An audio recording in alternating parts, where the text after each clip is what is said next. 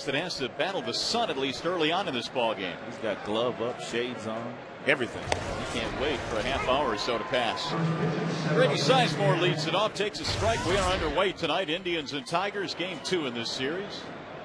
Sizemore last night 1 for 4, had a couple of RBIs, and he waves and tips it into the glove. 0-2.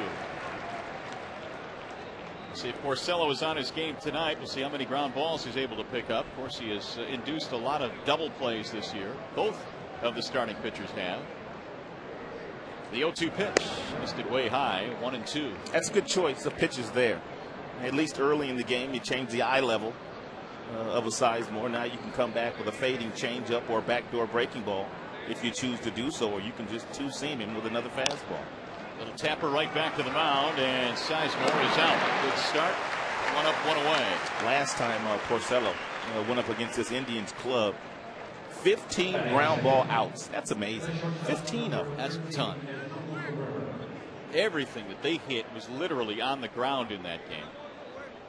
And they started it out with a ground ball here in this one tonight as Asdrubal Cabrera stands in. I said that Porcello throws a curveball. He no longer throws that curveball. He is simply sinker, four-seam fastball, slider, and a changeup. There's another ground ball hit towards second base. Nice pick by Polanco.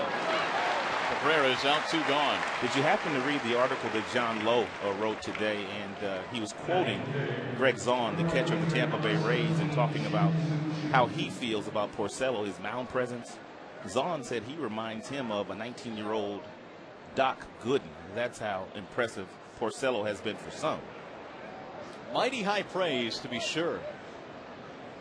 And Porcello facing Shin-Soo Choo, and really when you look at his demeanor on the mound, it's as if he's been in the big leagues for 10 years or so. Doesn't appear to get rattled, has that even temper, is even keeled, but I think he's like that everywhere, whether it's in the clubhouse, on the bus, at home. Very sharp young man. It is an absolute pleasure to sit down and have a conversation with Porcello. Ripped to first and out of the reach of Miguel Cabrera into right field. Shin-Soo Choo has a 2-out single. First hit tonight for Cleveland. And that'll bring up Johnny Peralta. Peralta, their cleanup man, has 69 RBIs. He was 1 for 4 in last night's game. Yeah, anytime Choo gets on base, if you're Porcello, you have to pay a little bit of attention to him. He has the ability to steal a base. I would venture to guess there aren't too many guys that have the power that Choo has. That is a guy that can steal some bases, and he had been batting cleanup. He has 18 stolen bases. Porcello really has a quick move for a right-handed pitcher, really quick. And Laird tried to block that one, couldn't do it. It'll go all the way to the backstop. Choo will go to second.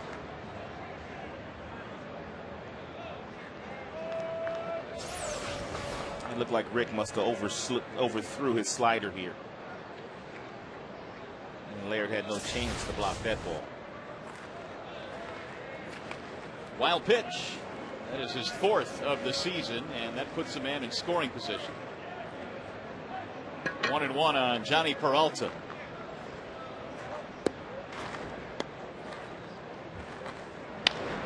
Pulled into left field. That's a base hit. This might get a run in. Here comes Choo rounding third. Here comes the throw from Ramirez up the line. They'll fire to second, and out there is Peralta. But he'll get a base hit and an RBI, and the wild pitch is costly.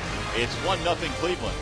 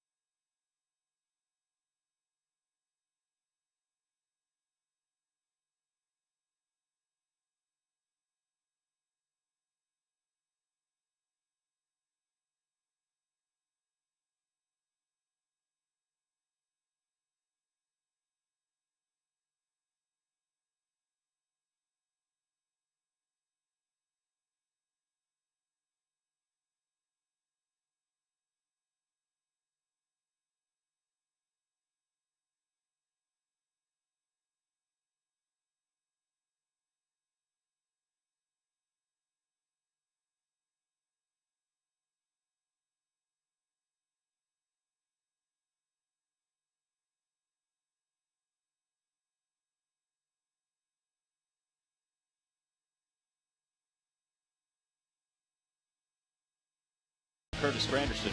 Polanco batting second. He'll play second base. Maglio is in right field, followed by Miguel Cabrera. Marcus Thames to start at DH. Inge is at third. Wilkin Ramirez with pretty good numbers down at AAA Toledo this year. And then Gerald Laird. And Adam Everett rounds it out, batting ninth. The Bernstein advantage brings you the scouting report on Aaron Laffey. Get the Bernstein advantage. We go to bat for you. And Tigers have their right-handed lineup in there tonight against Laffey, who is making his 20th appearance, 14th start. He comes in 7-3, pretty good earned run average as well, and he's gotten better in the dog days of August. 3-3, 3-0, excuse me, in his last three with a 2.20 earned run average. So the Tigers have a little ground to make up now, trailing 1-0 as Ryan Rayburn leads it off. First pitch is in for a strike on Rayburn. Hitting .271 overall this year and .345 over his last 29 games.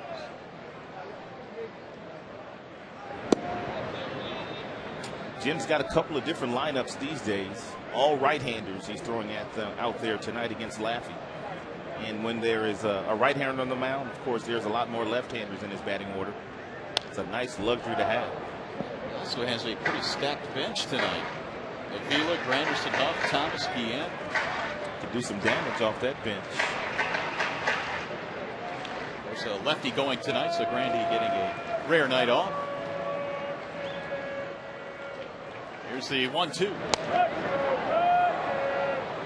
If you're the Tigers right-handers, and I've already told you the entire lineup is right-handed, you can scoot a little closer to home plate against a guy like Laffey. He does not really try to get you out with fastballs inside. He'll simply throw lots of two-seam fastballs away, breaking balls away, and if you look out there the majority of the day, you can get some hits. Rayburn down on strikes. One gone.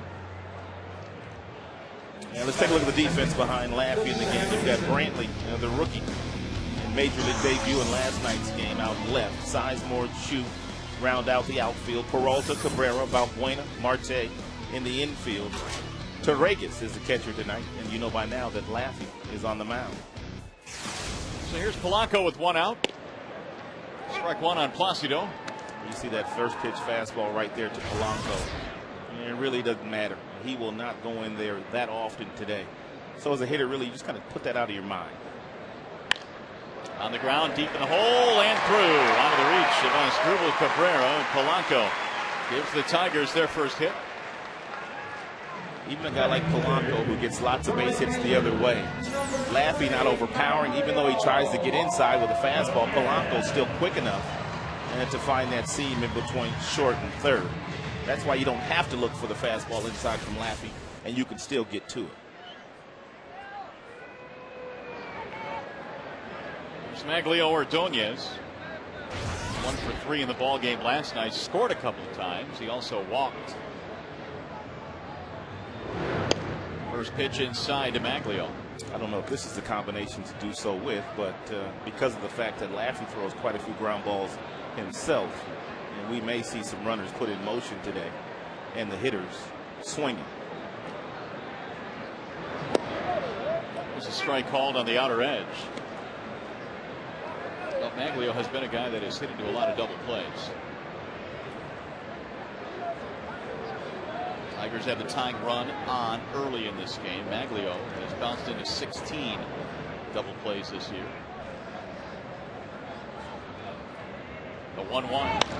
There's a ground ball hit towards second off the glove of Valbuena. He will not get the runner at first base. Polanco is headed to third on the overthrow. It's a good heads-up play by Polanco, and a rookie mistake by Marte at first.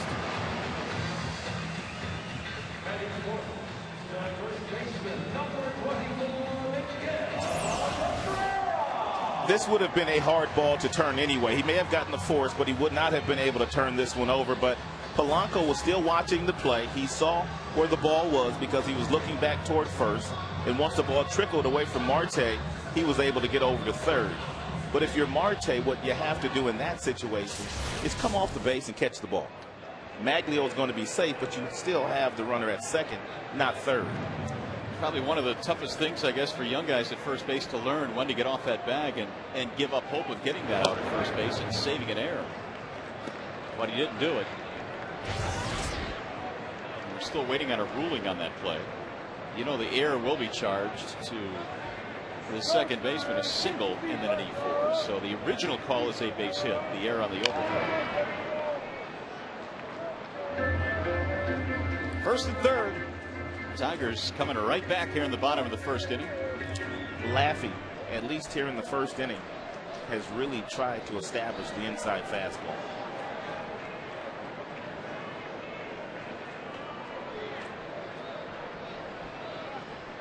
The 1-1.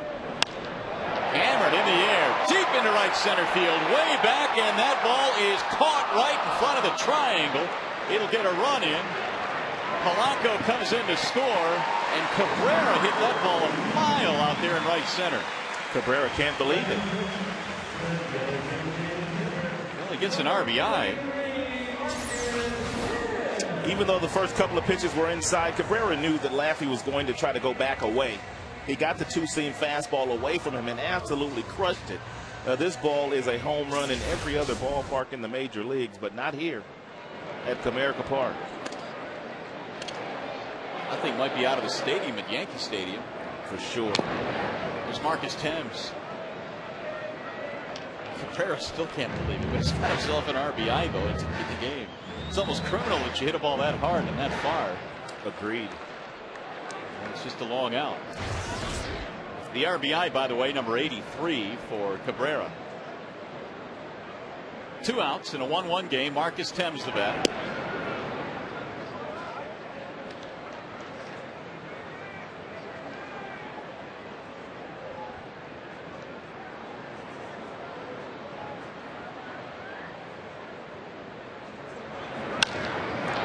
Towering fly ball. This one is hit a ton, just about the same spot.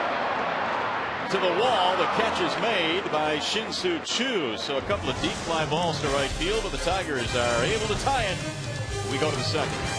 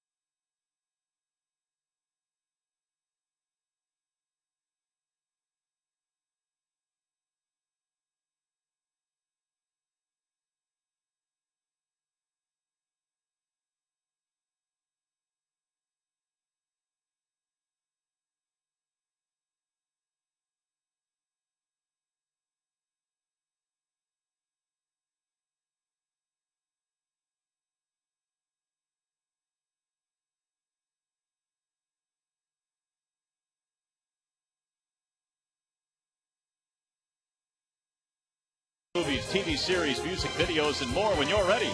And by Arby's Bacon Cheddar Roast Burger Sandwich. Try it today. It'll have you saying, I'm thinking Arby's. Rick Porcello back to the mound as we go to the second. It is a 1-1 ball game. The Tigers able to come back, tie it up. Travis Hafner, the designated hitter, is leading things off.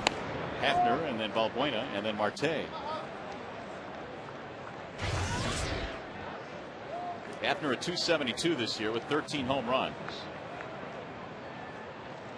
2-0 is on the outer edge, 2-1. A couple of years ago, Hafner was probably the most feared hitter in the American League from the left side, but a couple of years of injuries and the numbers were way down. Well, he recently had an MRI in that ailing left shoulder, and it showed that he has a strain in that shoulder. So he missed a couple of ball games. A lot of times you just don't realize some of the injuries these guys are playing through. We talked about Sizemore and the bad elbow. He's been playing through that. Bouncer back up the middle. Everett had him played perfectly. One gone. By the way, this game is available in crystal clear high definition on Fox Sports Detroit HD. It is sponsored by Comcast. Another great day, huh? Beautiful. 73 at game time. Perfect night to spend an evening at the ballpark. In a pennant race in September, what could be better? Porcello pounding that strike zone. Good two-seam fastball. Missed inside that time to Valbuena. 1 out of 4 last night for Luis Valbuena. Had a double.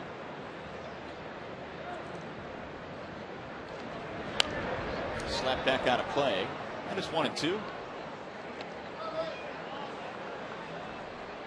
Porcello in the month of August was really good. He started 6 games, had an ERA of 3.16, and was 2-1 last month. Another ground ball. Surprise, surprise, right at Polanco. So true to form, some ground balls already for Porcello. 2 gone. He's going to bring up Andy Marte.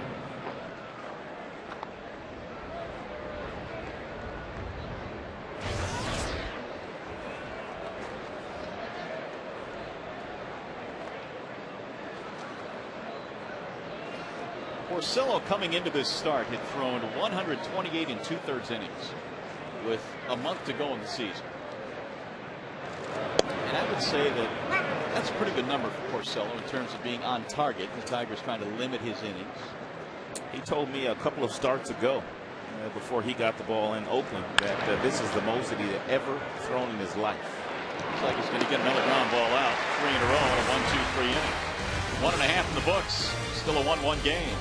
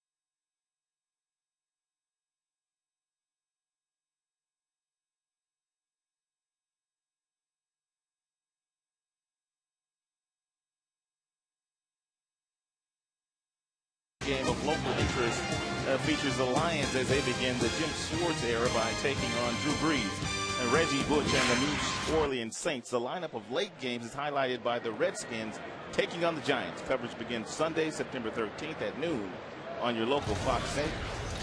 Football is here. It is here. A very formidable opponent in game 1 for the Lions. Here's Brandon Inge. He leads it off.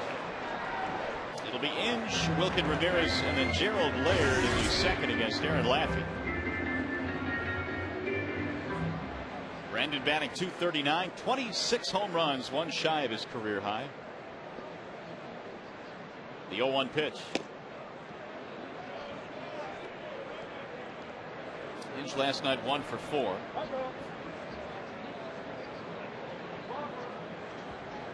Laffey's 1-1. In the air to center for Brady Sizemore. So far, Laffey has been able to use the big part of the ballpark with a few of these guys.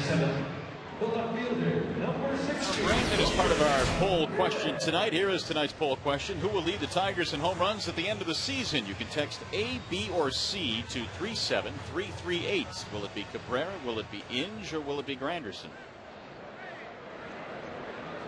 And we'll have the final results after the game on Tigers Live. Here's Wilkin Ramirez. A combination of power and speed, and at this point, youth. He is only 23 years old. Looking at his Toledo numbers, 17 home runs this year. He was doing a pretty nice job against left-handed pitching down there, and that's one of the reasons why they called him up. And he will get us some starts against left-handers as long as he is swinging the bat effectively. We've heard of a few guys in the big leagues this year battling that inner ear infection. Ramirez had to battle the same thing, and once he got over that, his numbers haven't been quite the same, but it knocked him out for a little bit. 3-0 pitch he's taking, and there is ball 4. First walk tonight for Aaron Laffey. Tigers now have some speed on first base, and a guy that can handle the bat in Laird. 33 steals down at AAA for Ramirez. Laffey has not thrown over to first base, so they really don't know how good his move is. At least Ramirez does not know. They can tell you all they want to, but until you see it, you really have no idea. Tigers saw Laffey way back at the beginning of May, on May the 2nd.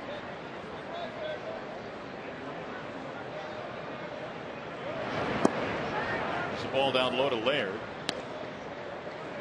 In this situation, when there's a left-hander on the mound, if you do get the run sign from, in this case, Gene Lamont, if you're Ramirez, you have to make sure if it's a hit and run, you don't take off prematurely. You don't want to get picked off. So many young players will come up and the hit and run sign will be on, and they will simply think that they have to steal that base, and they take off too soon. They get picked off, and they don't accomplish what they should have accomplished.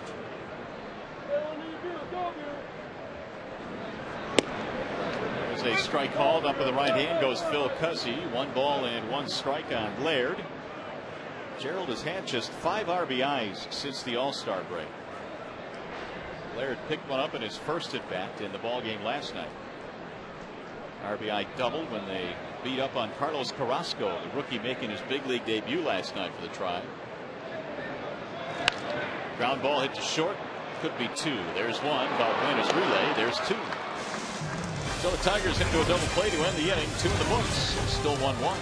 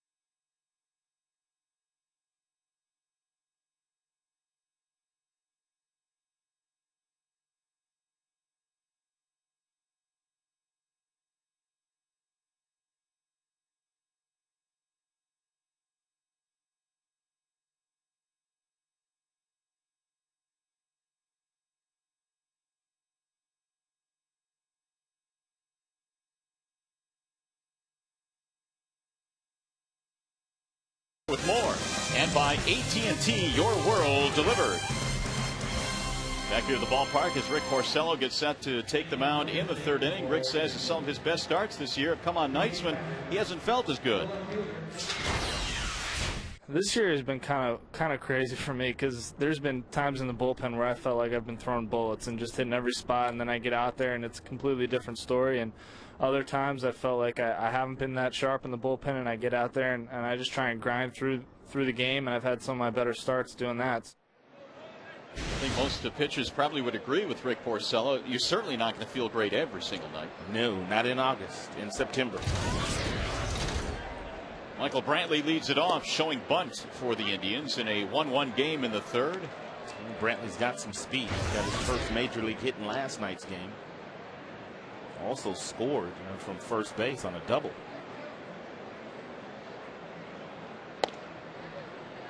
A high strike called on Brantley. Big league debut last night, produced a 2 for 4, his first 2 big league hits.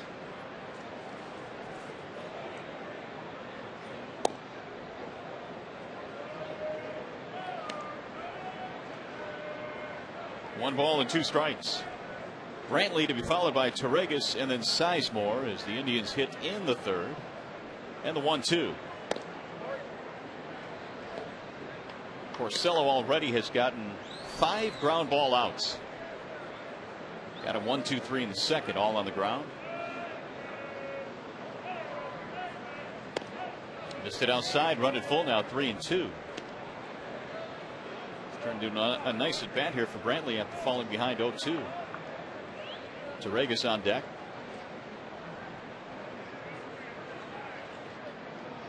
And the 3-2 pitch. Right back to Porcello, who gloves it without even looking. Or so it appeared. That thing just went in his glove. That's where he had the glove dangling. And the ball went right in his glove. Watch the glove here. Just stand right there. Right in the glove. He closed his eyes and caught it. He had it all the way. He made it look easy. He makes everything look easy on that mound. He is real cool and real calm and collected. 8 out of 9 first pitch strikes to start this game for Porcello.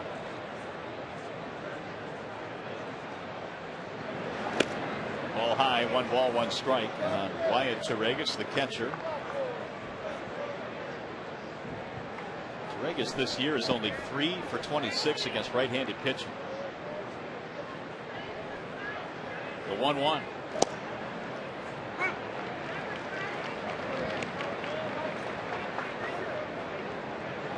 Batting .212 coming into play tonight.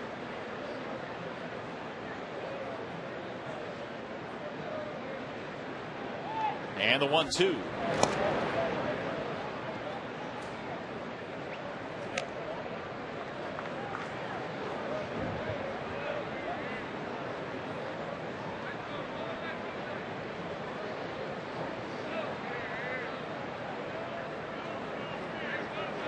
Here's the 2-2 pitch. That's lifted in the air. Right center field, Rayburn. 2 outs. Jeff Jones was telling me before the game today that one of the things that they have done with Rick to try to, take some of the stress off of the throwing arm, because he's thrown more innings this year than he's ever thrown, is they've kind of backed off the amount of throwing that he does in between starts. He says in between starts on his throwing day, he'll throw for about 5 minutes, but it's simply just lobbing the baseball. That's another way that they're trying to protect the precious, precious arm of the youngster Porcello. And so far, so good. A victory here tonight, and Porcello would win his 12th in his rookie campaign. Jeff Jones has been a huge, huge mentor to Porcello in his first tour of duty in the big leagues. Pulled on the ground off the glove of Cabrera into short right field. That'll be a base hit for Sizemore. 2-out hit. The shortstop, Cabrera. And the 3rd hit of the game now for Cleveland. It's going to bring up Asdrubal Cabrera.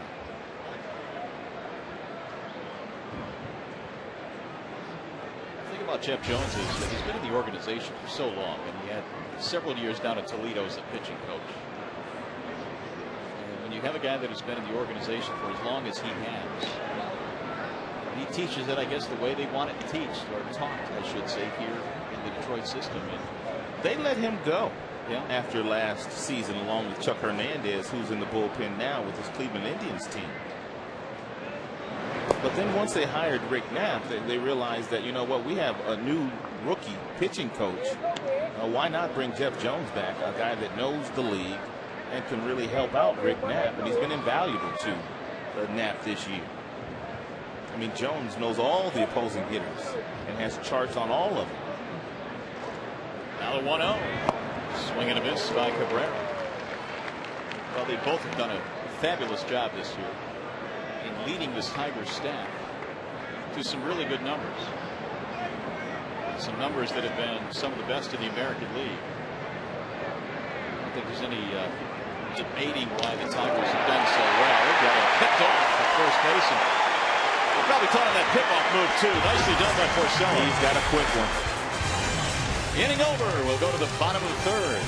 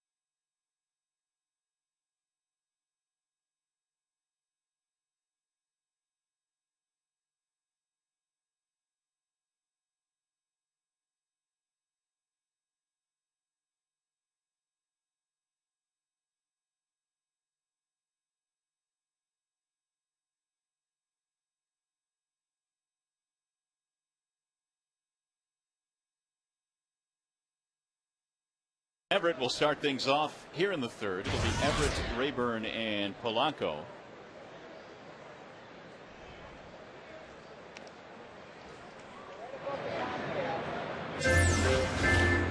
One more look at this move by Porcello. Looking in for the sign. Quick spin throw to Cabrera. Nice tag by Cabby. And he gets the out. He did look like Verlander there, didn't he? Quick feet. First career pickoff. 0-2 on Adam Everett. Everett back on May the 2nd was facing the Indians and Laffey, and Adam hit a grand slam home run off Laffey. Swing and a miss, not this time though, as Laffey strikes him out, one gone. It's his second strikeout. Here's his other victim, Ryan Rayburn coming up.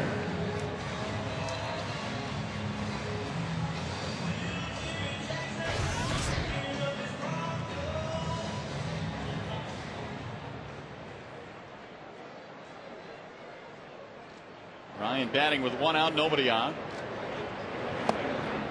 And a ball missing inside and low. 1 ball to no strikes. But one thing is for certain concerning Laffey. He has been much better at Progressive Field this year than he has been on the road as Rayburn swings and misses. Here are the splits. You're talking about a 1.9 ERA at home, 4.75 on the road. That's a big difference. 1 ball, 1 strike on Rayburn. Laffy hails from Cumberland, Maryland. He is 24 years old. He wasn't really a high draft choice. He's had to fight his way through the minor league system. Was a 13th, make it a 16th round pick a couple of years back. It's up play. And safe at first base. Peralta unable to come in and make that play barehanded. Somebody must have got into Andy Marte's ear after the first inning where he didn't come off the bag to get that ball from his second baseman, Valbuena. This time Peralta comes in, and by the time he flips it over there, Marte realizes there's not going to be a play. So he comes off the bag and meets the ball before the ball has a chance to bounce. Next motion. Tight.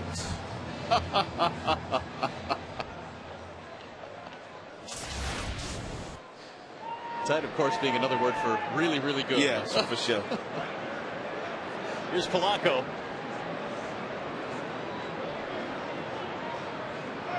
Placido now has had a hit in his first at bat in each of the last 3 games, singled and scored the Tigers' run here tonight. In fact, the Tigers in their last 3 fell behind in every inning, but in each inning they answered. They play really good baseball here at Comerica Park. They are never out of a game. Never out of a game.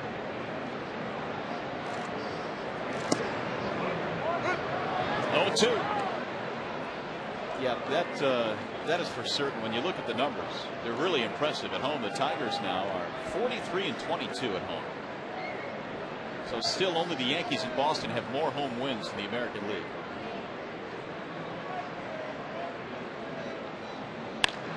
Ripped and caught at third by Peralta. That thing was headed down the line. It had double written all over it. They have hit some balls hard against Laffy. The ball Cabrera hit. Marcus Thames also hit a very deep drive in the right center field.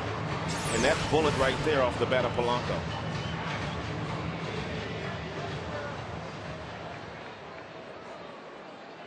And good footwork here by Peralta, who is getting better and better at that position every day. Shortstop by trade. And it's a lot easier to go from that shortstop position to third base. And very seldom, if ever, will you see a third baseman go to shortstop. Here's Ordonez. Maglio shatters his bat. The shallow left. Brantley is there to retire the side. Tigers get a hit. 3-1. Let's go to the 4th.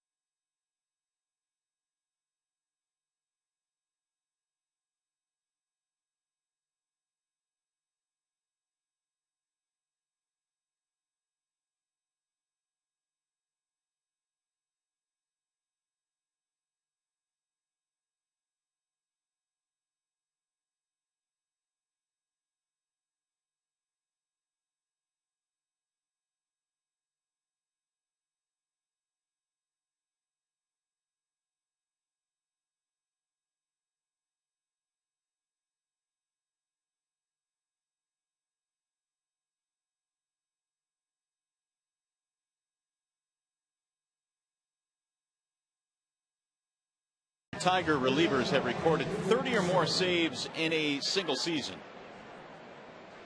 Rodney got number 30 in the ball game last night. So aside from Fernando, can you name the others to wear a Tigers uniform? We'll get you the answer in the bottom of the fourth inning. In the meantime, Tigers, the young Tigers fans taking advantage of watching Tigers baseball before, in some cases, they go back to school. As Asdrubal Cabrera leads it off. He was at the plate when Sizemore was picked off to end the top of the third. Bouncing ball, knocked down by Inge, not going to have a play. Leadoff man is on. Another ground ball from Porcello. The right fielder, Shin-Soo Leadoff single. Now Shin-Soo Choo.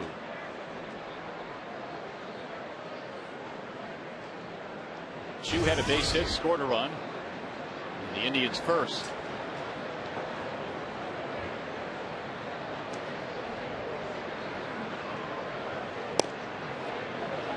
Choo does not hit like most of the players from Korea. If you had a chance to watch the World Baseball Classic, and you've also watched Japanese-born players, and they typically have that high leg kick with their front foot. Choo does not. Wonder why he's different. He got his start in professional ball in the minor leagues in the Seattle Mariners organization, so they had him at a very young age before he learned the art of the high leg kick. And that's one of the reasons why he does not have the typical high leg kick that most foreign-born players do have. This could be a double play right here. Everett, Polanco, plenty of time, and they get two. Ooh, they had to hurry. Shoot and run. Nice feed by Everett. Look at how firm this feed is underneath by Everett. Real nice, real firm. Shows the ball to Polanco. Leads him perfectly to the bag, and Polanco able to turn it over. Fortunately, that thing was hit that hard. Took advantage of the September double play. Speaking of double plays, for all Monday through Thursday home games between now and September the 17th, get 2 outfield box tickets for $49. That's a savings of $15. Call 866-66-TIGER. Or check it out online, tigers.com. Here is Johnny Peralta.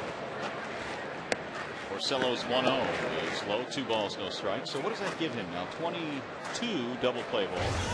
One today so far? One today. Yeah, 22. And the other guy, Laffey, has one, and he has induced 20 double plays. Wow, he hadn't had as many starts as Porcello. So that's really impressive. He's got that little two-seam fastball that he runs it away from the right-handers, does Laffey. And most guys try to pull that ball, which they do, but they play a lot of pepper with the shortstop. And of course, Porcello just has that lethal power sinker that he throws the majority of the time. 3-2 on Peralta. Johnny singled in a run with 2 outs in the first inning. Big Travis Hafner waits on deck.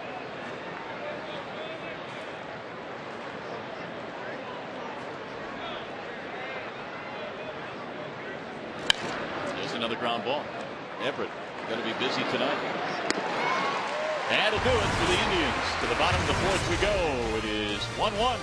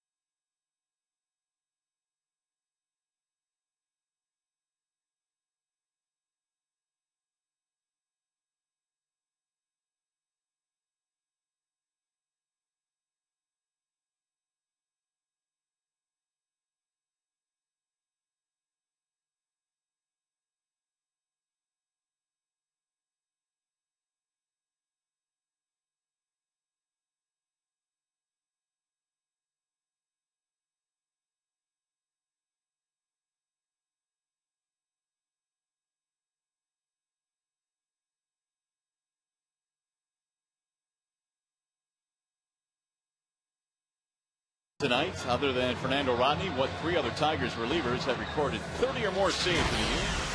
They would be Todd Jones, who of course did it multiple times, Willie Hernandez, and John Hiller back in 1973. John Hiller.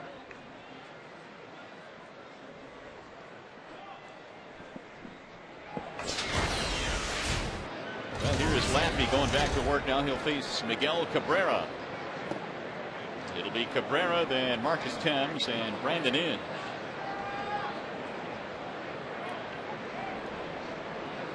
One run, 3 hits for Detroit. 1 run, 4 hits for Cleveland. Swing and a miss. That's a good pitch by Laffey. 1-0 changeup. Good arm speed from the same slot that he's throwing his fastball from. That's the key to having a good changeup. You have to have the same arm speed as the fastball. And if you don't, hitters will pick that up.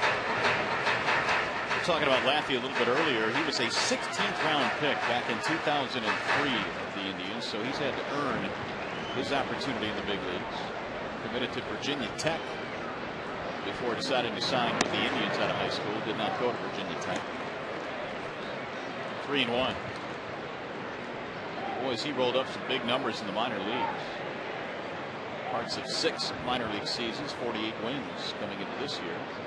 That's how you get them to stand up and pay attention. Big swing and a miss. Cabrera was trying to leave earth on that 3-1 pitch. And usually when you swing this hard, you don't make contact. But typically after taking a big swing like that, Cabrera will gather himself and take a much more under-controlled swing and hit the ball hard somewhere. If he missed it inside, he will lose it in ball 4. It's his second walk. The designated hitter, Marcus Thames. That will bring up Marcus Thames. Back in the first inning, Cabrera and Thames each hit the ball to right center field to the warning track, about as far as you can hit it without leaving this ballpark. Cabrera got an RBI for his. Thames hits a hard ground ball to third off the glove of Peralta to short left. Meanwhile, Cabrera will go to second and stop there. And the Tigers have something going down here in the 4th. And Laffey got a ball up, and that ball was absolutely scorched off the bat of Marcus. And a couple of real nice quick steps by Peralta, but he was not able to snag it. He slowed it down, but he couldn't snag it. Each side with 4 hits. Here's Brandon Inge. They are not anticipating that Brandon will sacrifice bunt in this situation. What does he appear to be sacrificing? 1-0.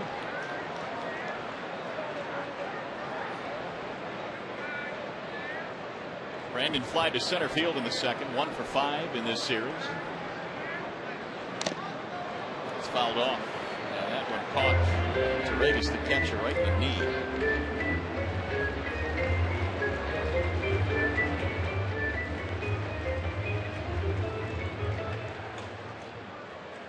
Laffey tonight has been helped out by 1 double play ball. He got it off the bat of Laird back in the second. And the way that Inge is running these days, if Inge happens to hit something on the ground, then he'll get another one.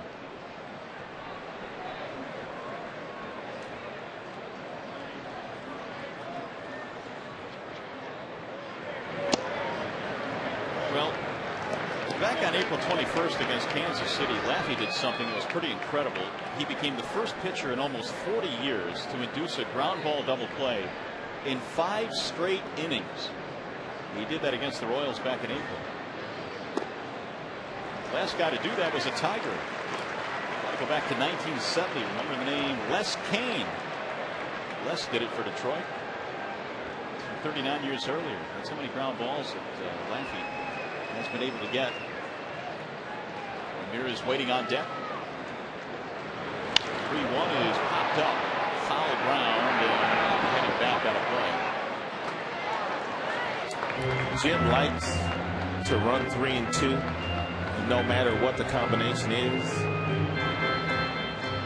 But this would be risky.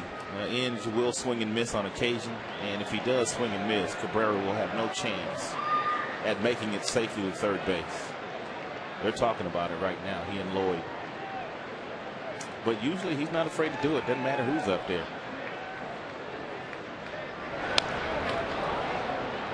Nice pick. Whoa, good pick by the skipper. Is he that good? Apparently so. He still has the hands. Wow. Real nonchalant, real cool. That was nice.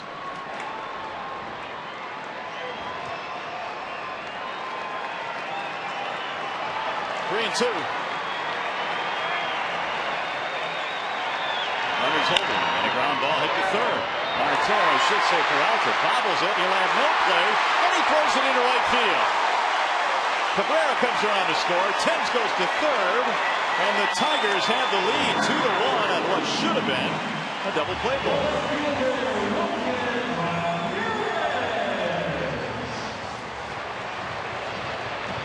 Well, Peralta's still learning how to play that position at third. He comes over, and once he doesn't field the ball cleanly, he reaches down and lobs it to second base. He probably should have eaten it at that time. Marcus is already sliding and getting up. And Lincoln Mercury Exmo tells us that he should not have thrown this ball to second base. Once you make one mistake, and no need in making another mistake. So a pair of errors, E5 twice. The second one scores the run to make it 2-1 Detroit. 2 errors on a single play, and still nobody out. Here's Wilkin Ramirez. This is where a young player like Ramirez simply has to slow the game down in his mind, make sure he gets something up in the strike zone, which would allow him to hit a fly ball to center field or to right field. Do not get greedy here.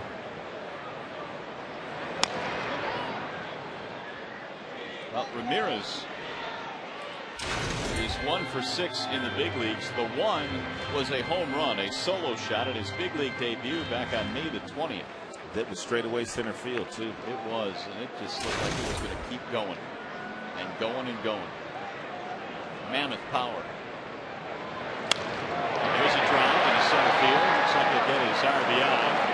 Sizemore cannot throw with that bad elbow, and scoring usually is Thames. Just as you ordered, the sac fly to knock it around. Tigers have gotten 2 of their 3 runs tonight on sac fly. It's a good at bat by the kid. Down, no balls, 2 strikes. Cut his swing down. Second big league RBI for Wilkin Ramirez. The Tigers know already that the Chicago White Sox have beaten the Minnesota Twins in Minnesota today. So this could be a very good day for the Tigers.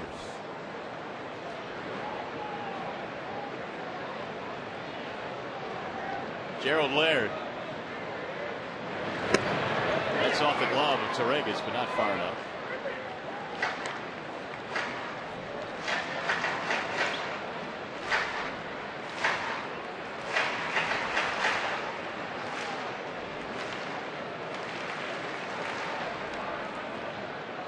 Two runs here in the fourth. Tigers lead it by a 3-1 score. Laird bounced into a 6-4-3 back in the second. Swing and a miss. 1-1 on Gerald. Had a double and an RBI in the ball game last night.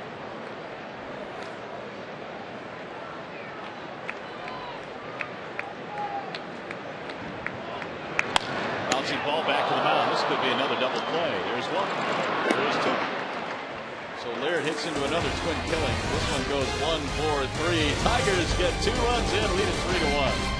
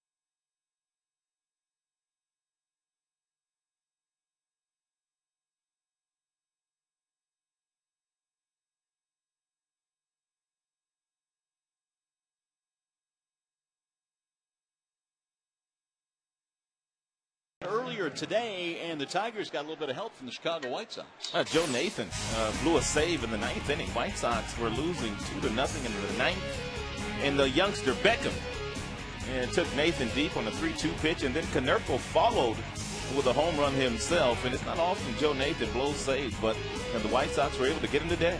Lexi Ramirez driving in Dwayne Wise. Bobby Jenks would come on and record the save, and a 4-2 final Sox over the Twins. So Tigers have a chance now to gain a full game on the Minnesota Twins. And Jim Leland, knowing that coming into this one tonight, as Porcello goes back to work against Travis Hapner. The story here has to be Rick Porcello, another terrific start. Well, I don't know. I'm running out of things to say about this young kid. I mean, we talk about the fact that he's 20 years old, and to be able to do what he's done at 22 and do double plays this year, dominating some of the opposing left-handed and right-handed hitters in the major leagues is unbelievable. And Travis Hafner flies out to the youngster Ramirez and left for the first out of the inning. So Hafner now is 0 for 2, and Porcello continues to clip along. He got a double play ball back in the fourth. And here is Luis Valbuena.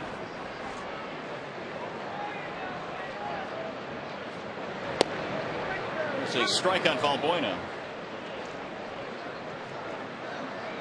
He sits safely in 12 of his last 15. They've picked up a pretty good double play combination here as the year has gone on, with Asdrubal Cabrera playing shortstop and Valbuena taking over at second base. The move of Peralta to third shifted Cabrera to short, and it's worked well up the middle for the most part this year. It's pulled to second base on an easy hop. Polanco has it.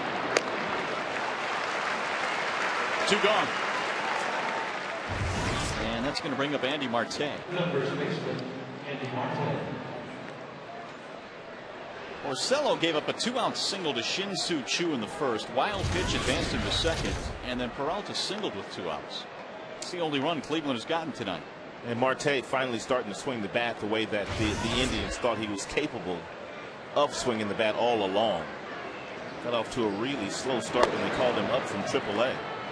He was 7 for his first 40, but in his last 12 games, he is hitting at a 364 clip. Eric Wedge is elated about that fact. Well, Marte has always worn that prospect tag, and with good reason. Came up in the Atlanta Braves organization. Just his second year of professional baseball, Marte knocked in over 100 runs. In his second year as a pro. That'll get you noticed. There's a strike called 1-2. Has not done a whole lot this year against Detroit. Just 143 with 1 home run and 3 RBIs. In the air toward left field. Ramirez on the move. He'll get there. And it's a 1-2-3 inning for Porcello. Just 9 pitches to get through the frame. You're watching Tigers baseball on Fox Sports Detroit, presented by Bell.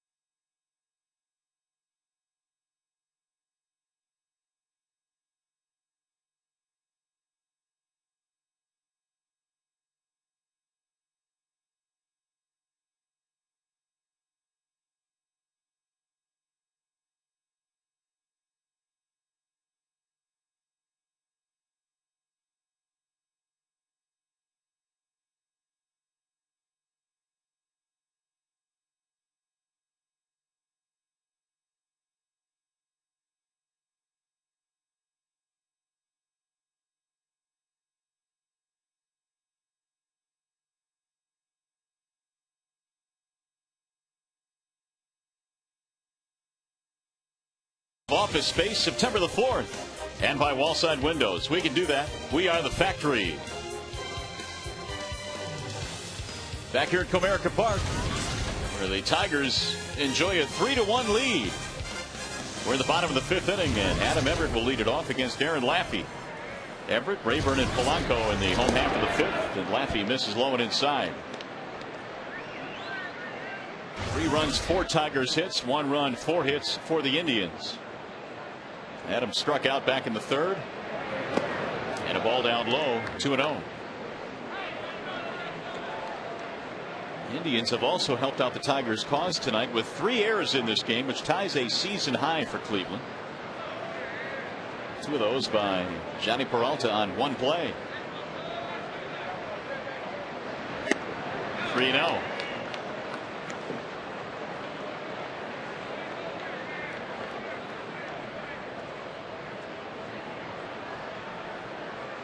Ryan Rayburn in the on-deck circle.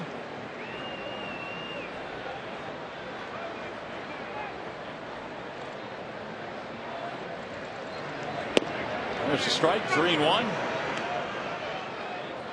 Laffey a couple of years ago, back in 07, was 13-4 in the minor leagues and won the Bob Feller Award, which is given out annually to their best pitcher, and he lost 3 walks for Laffey. Leadoff man out. Going to bring up Ryan Rayburn. Laffey started out by aggressively throwing lots of fastballs inside in the 1st inning to a lot of the right-handed hitters. He has since gone away from the majority of them the last couple of innings. But the Tigers kind of had the game plan coming in that they weren't going to really worry about the inside fastball. There's a strike call. By the way, we are working now with 3 umpires on the field. Jerry Crawford, who was umpiring first base, had to leave in the half inning. He left the field. And so we have just Cuzzy, Hallion, and Honora working the game now.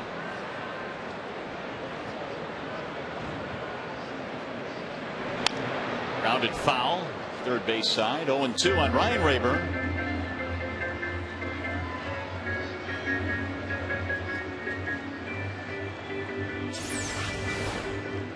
This was between innings when Jerry Crawford left with Kevin Rand, the head athletic trainer for the Tigers.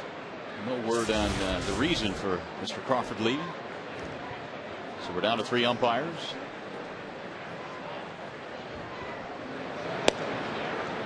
And that one missed. 1-2 on Rayburn. Ryan has an infield hit and a strikeout. He's hit 10 home runs this year. That's a career high for Rayburn.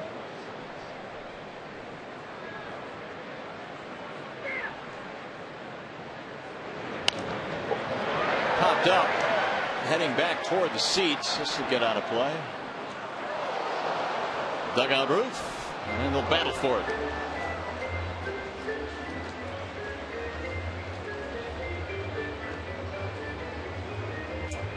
Laffey in his high school days was also a very good basketball player. Averaged almost 20 points a game his senior season, and he had a great senior year in high school. Looked like a point guard. Maybe a shooting guard. Yeah, but it's different in high school, though. When you have some size, boy, you can light it up. And apparently he did so. He also gave up no earned runs in 44 innings his senior year in high school. And still was a 16th round draft choice. Yeah. Hey, this might be another double play ball. We've seen a few of those tonight. 2 of the best in the American League at getting them, both Porcello and Laffey. Well, this much you can book. The next time the Tigers get a runner on first and they have a good combination to hit and run with, Jim will not sit there and let them hit in the ground balls all day long. 3 double plays behind Laffey tonight. Porcello has 1.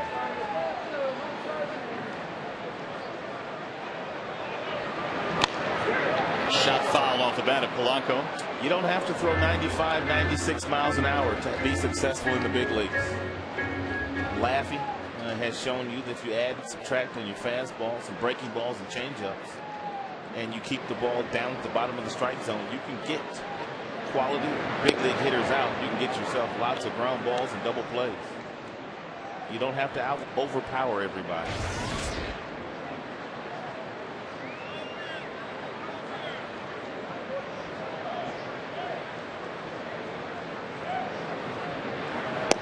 And really tonight, when you look at what Laffey has done, yes, he's given up 3 runs, 4 hits, but the 3 errors have all figured in the scoring tonight for each of the Tigers' runs.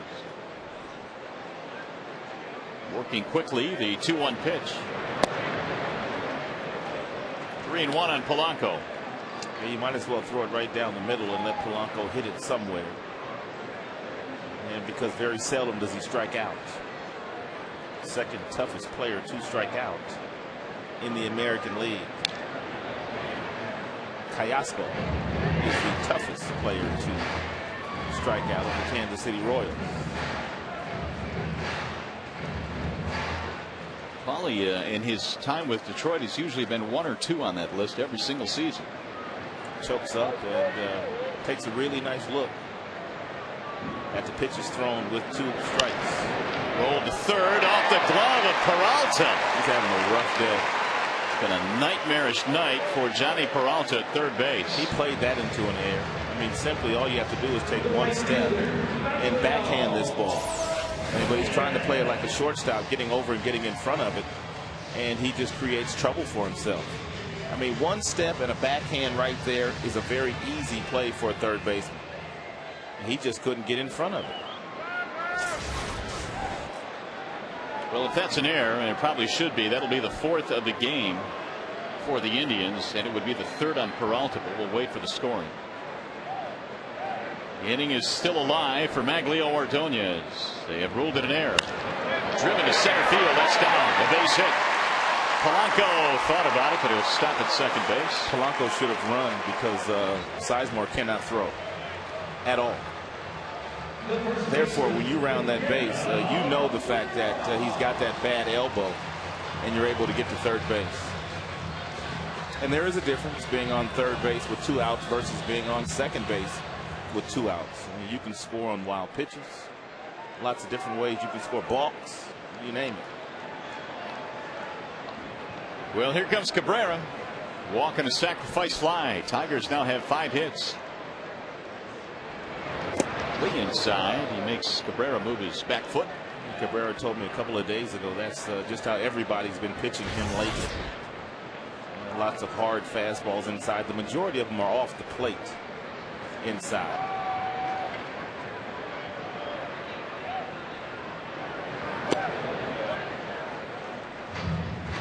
But he was starting to get hot on that last road trip through Oakland and LA. And opposing teams see that, and they can slow you down themselves simply by not giving you a whole lot to hit. Yeah, he was on fire on that last road trip out west, and he came home in the first series back against Tampa. They really shut him down. That's why we always feel it's so important that you do have somebody behind him with the ability to drive in some runs. So Cabrera is not pitched around as much. Marcus Thames gets that job tonight. It's also important for him to take the walks when they're trying to walk him. True. Since Jim Leland has gotten on Cabrera by swinging at that 3-0 pitch, he has been swinging at it with much more regularity. Much more regularity.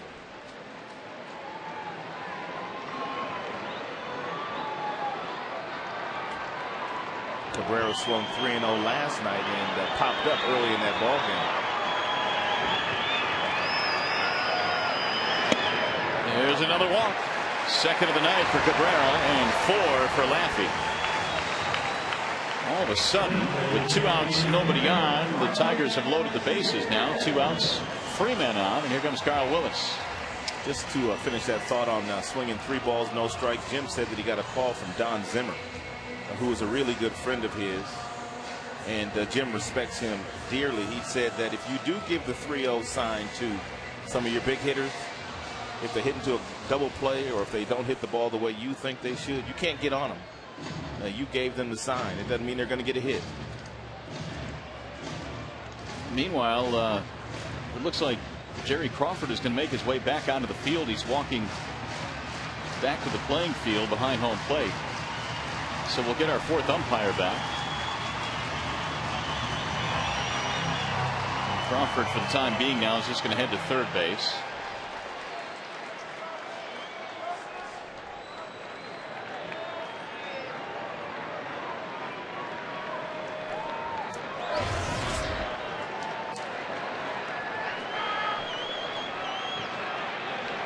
So here's Marcus Thames with the bases loaded.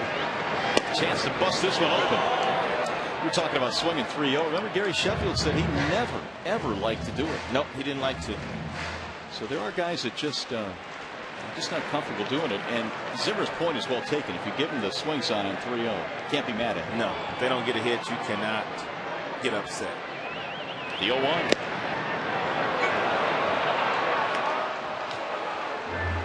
Marcus not so sure about that call from Phil Cuzzi. It looked like it may have been a little up. Also a pretty good pitch to hit, though.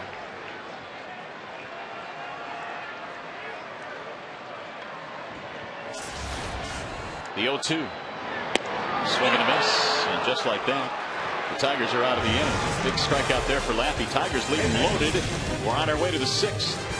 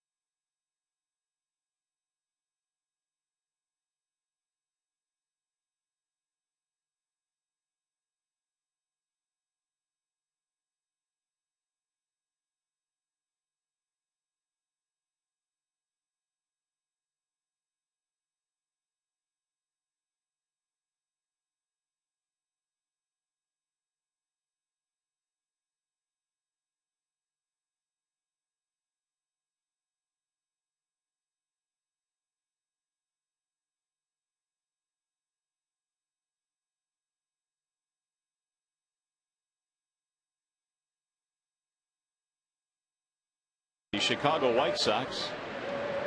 And Rick Porcello has been really good so far tonight. 1 run on 4 hits. He'll pitch here in the 6th inning. And he will deliver a strike to Michael Brantley. Brantley, then Torregas, and then the top of the order, Grady Sizemore. Lifted in the air toward left. And back out of play. 0-2 on Brantley.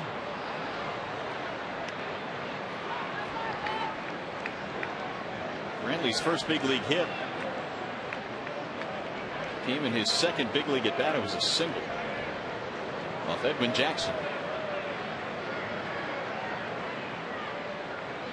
Porcello has him in the hole. The 0-2 pitch elevated, wouldn't chase him. And Jackson said that he needs to start to make more adjustments early in games. Said it's taken him a little bit too long to make adjustments to the opposing teams when they start to hit him.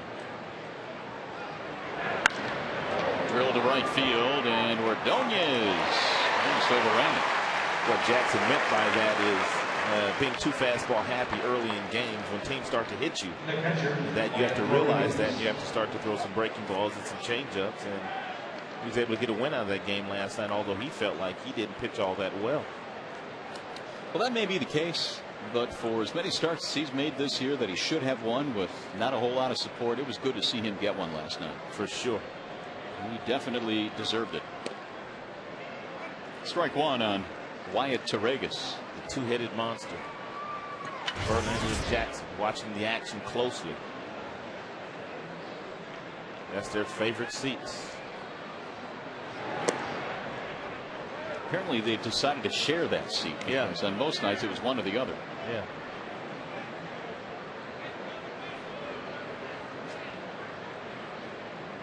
As long as they got some quick reflexes. He's sitting right there when them left-handers come up. I'm cool with it.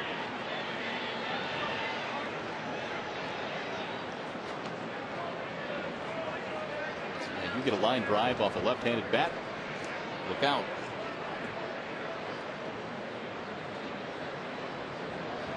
Jackson's got a little tilt to his cap.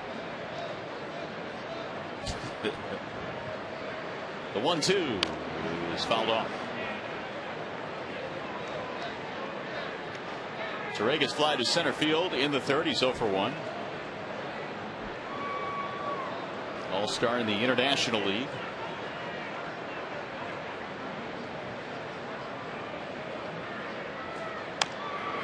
Another foul at home plate as Porcello was unable to put him away.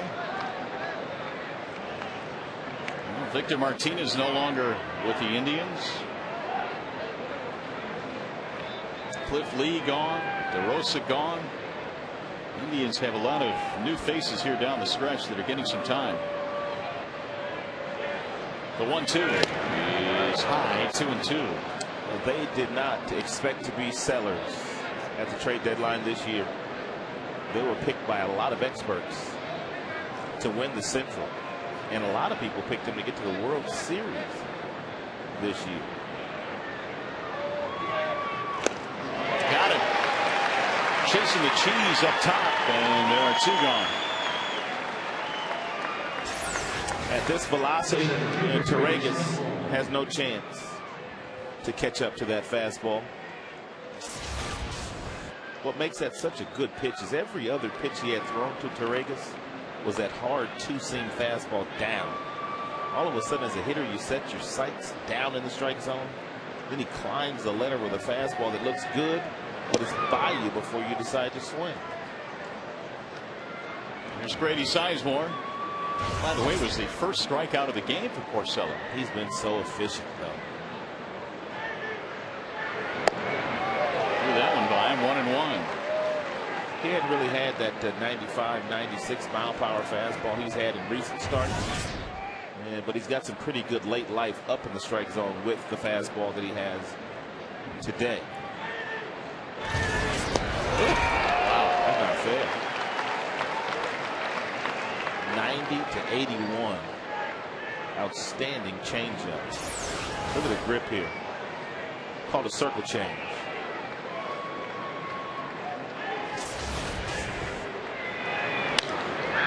In the air. Shallow left center.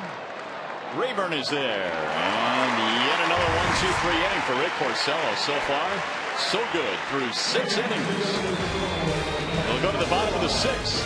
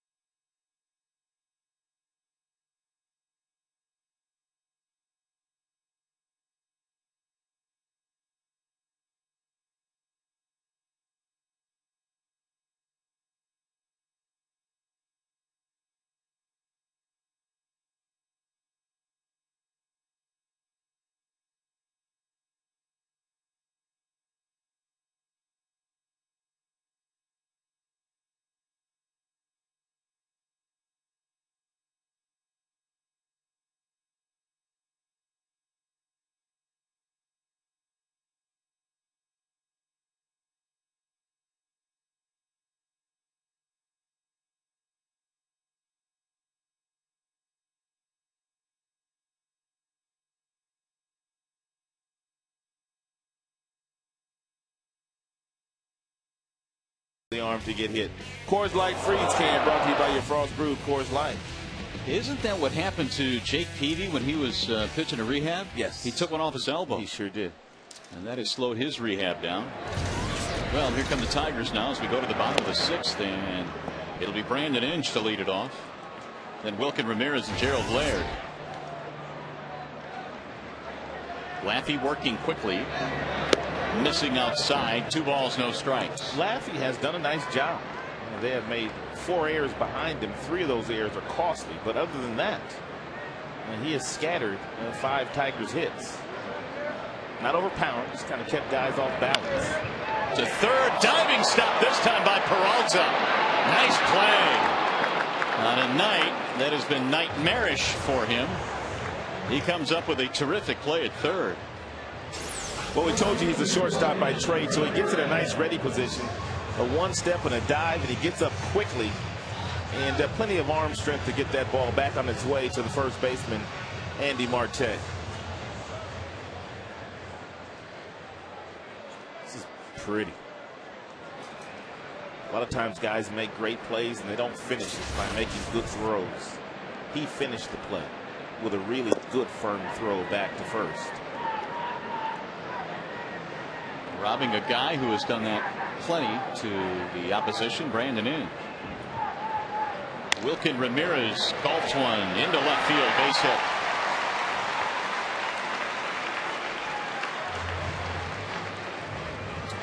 Hey, Tigers fans, place a deposit on 2010 season tickets and receive postseason priority for 2009. For more information, call 313-471-BALL or visit tigers.com.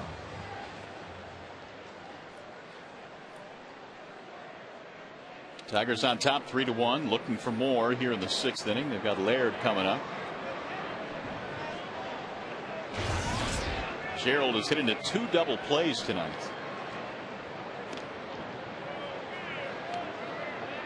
Ramirez, as we mentioned, had 33 swipes down in the minor leagues.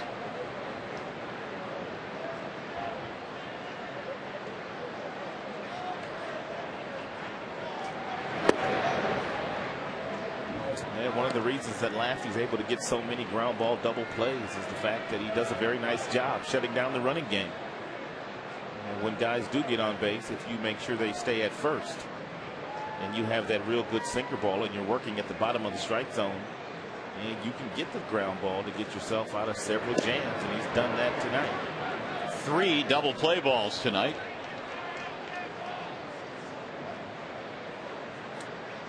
It is so valuable if you're a pitcher and you give up lots of hits that you do a very nice job at slowing down the running game. It will help you stay in games. It will help you win games. Runner goes, and a ground ball hit to third. Peralta will throw him out, so they stay out of what would have been the 4th double play perhaps. Well, we brought it up last half inning when they hit into their 3rd double play that Jim Levy was not going to allow them to hit into another one. Don't know for sure, but it could have been a hit and run. So put a runner at second, bring up Adam Everett with 2 outs. Judging by the handshake that Laird got from Jim as he went back into the dugout, it was a hit and run.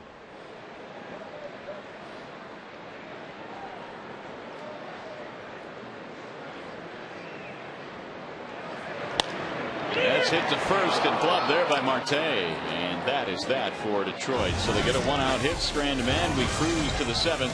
Cabrera, Chu, Peralta coming up.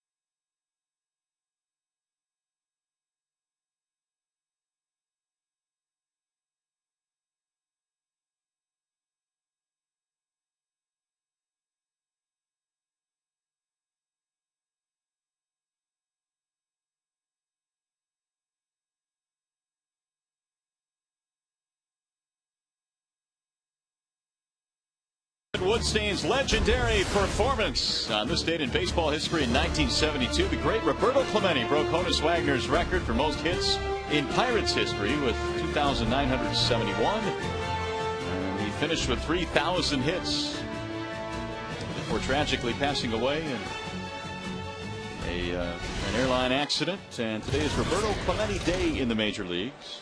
The greatest Latin American player to ever play the game in the major leagues.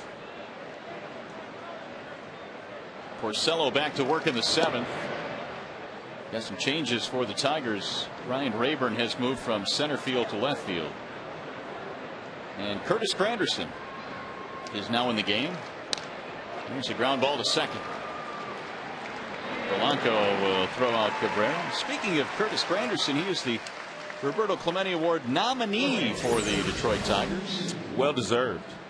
Curtis does a tremendous amount of work here in Detroit in the offseason, during the season. And he is one professional player that really gets it. He gets it. Back in 2008, Curtis established the Grandkids Foundation. That's rolled to first base, right at Cabrera. And Shin-Soo Choo is out, 2 gone. Al Kaline won that award back in 1973, the Roberto Clemente Award. And that was just a couple of years after its inception. Yeah. So Al was highly thought of. And hopefully Curtis wins it this year. There's Mr. Al Kaline.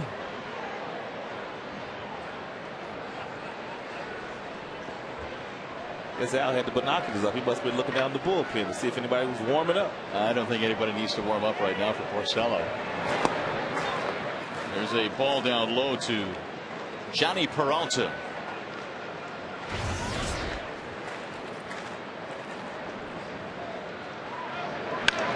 High fly ball, right field. Maglio coming toward the corner, and he'll get there. 6-pitch inning for Porcello. Man, is he cruising tonight.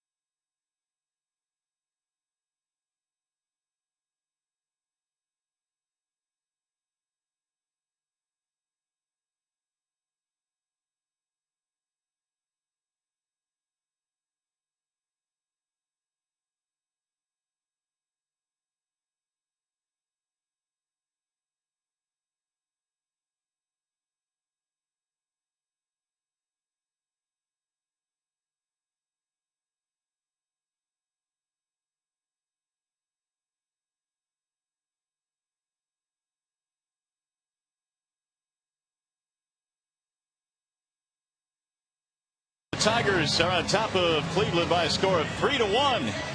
And I would be willing to guess that might be her first Tigers game tonight. Enjoying the 7th inning stretch. And Rick Porcello has been enjoying this one tonight, without a doubt. 1 run on 4 hits allowed by Porcello. Here's Ryan Rayburn to lead it off.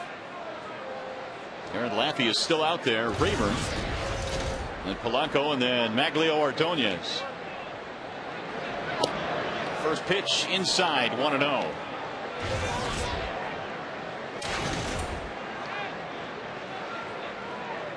Rayburn tonight has hit into a double play, a single, and a strikeout.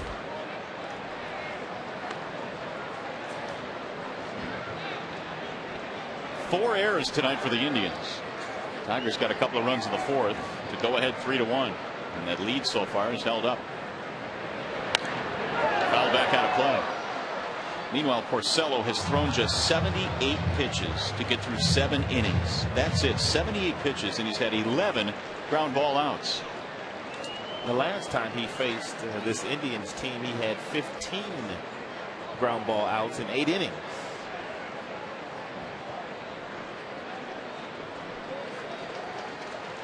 The 2-1 pitch on the ground is short. Cabrera throws out Rayburn, 1 gone. It's going to bring up Polanco.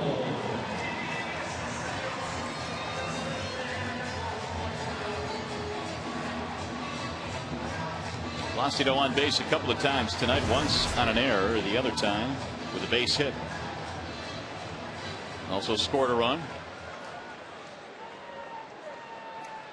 Probably now has hit safely in his last 4 on this homestand.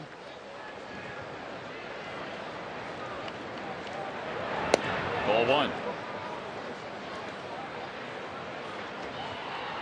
We do have some activity. Chris Perez is tuning up in their bullpen. That's a fair ball into the corner. Polanco has extra bases. He'll head to second. He'll take the turn and hold up. Ooh, he thought about it. He really thought about it. Made a wise choice. There are some series where Polanco will hit the ball to right field, and then there are some series where he continually gets attacked inside and they force him to pull the baseball. Either way, that swing works and alertly pulls up with a 1-out double. So the Polanco 2-base hit is the 7th Tigers hit in this game. Eric Wedge with the slow walk out to the mound.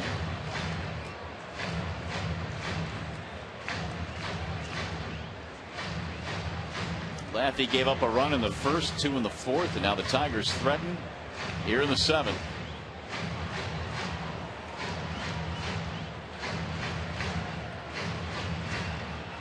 And now the signal to the bullpen. So Laffey is done. Perez will be summoned in from the pen. We have a well-side windows pitching change. We'll be back to Comerica Park.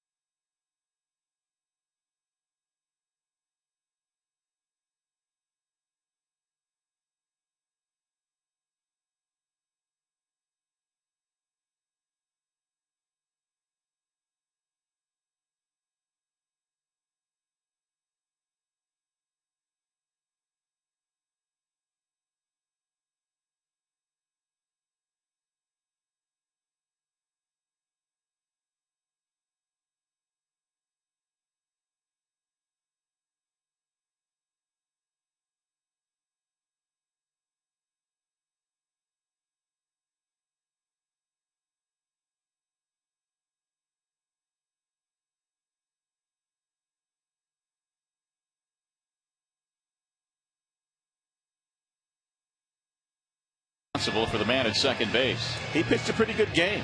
He gave up 7 hits and he gave up 3 runs, only 1 of which were earned. Had 4 walks, though. That's a lot for a left-hander, especially a guy that's not overpowering, but he did a pretty good job today. So the new pitcher coming on is Chris Perez. He'll take over. He has been dominant in his last 17 outings. He has not given up a run. He has 20 strikeouts in those 17 innings. They got him from the St. Louis Cardinals, I believe, in that Mark DeRosa deal. Pitched his college ball at the University of Miami. And with the Cardinals in the big leagues last year and this year. Maglio, the first man to face him. He looks at a strike, 0-1. Ordonez 2 for 3 in this game tonight, both singles. Big run standing out there at second base. Tigers lead by 2. That's Polanco. It sails outside, 1-1. And the 17-inning scoreless streak by Perez is the longest by an Indian pitcher since Rafael Betancourt did it a few years ago. 07, the year he had that monster season. Not too much history between these two. Maglio has faced Perez once in his career. He's 0 for 1 against him. He should get a pretty good pitch to hit here with Cabrera standing in that on-deck circle. And it may be imperative for Maglio to do the job. If he doesn't, they simply may walk Cabrera and go after a pinch hitter. Polanco on the run. Ground ball, base hit, right field. Polanco coming around. And he will score standing up. Ordonez gets it done with a base hit to right.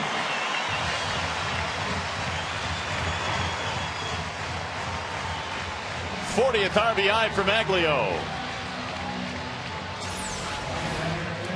It's a nice piece of hitting here by Maglio. We've seen him, and we have seen him do this a bunch in a Tigers uniform. Polanco running on the play, and then he quickly realized the ball is going to get through and has to continue to run pretty good to get home because Chu came up firing from right field. It's a big run. It's 4-1 Detroit, and Clete Thomas now will pinch run for Ordonez. Here's Cabrera. He lines one to left. Miguel Cabrera has his first hit of the night, on base for the 3rd time. Tigers greeting Perez with a couple of base hits. Looks like Jim's going to go with a pinch hitter.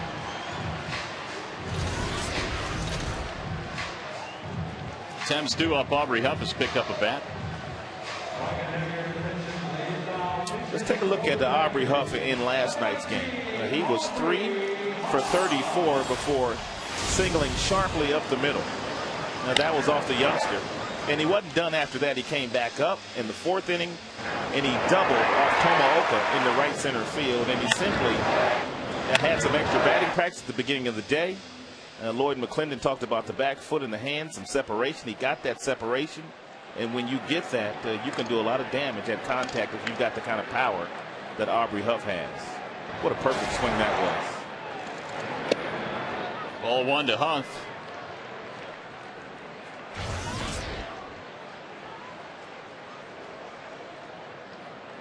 Aubrey with 76 RBIs, knocked in 3 in the ball game last night. Hitting is contagious, and it was contagious for the Tigers in that first inning against Carlos Carrasco, who was making his major league debut. Every fastball he threw, they crushed, and Huff was part of that onslaught in the first inning yesterday. Huff this year is 1 for 3 as a pinch hitter with 2 RBIs. Lloyd McClendon was talking before the game yesterday. He says, Rob, what in the world am I going to tell Aubrey Huff? We got a month to go, and this guy's been in the big leagues for 10 years.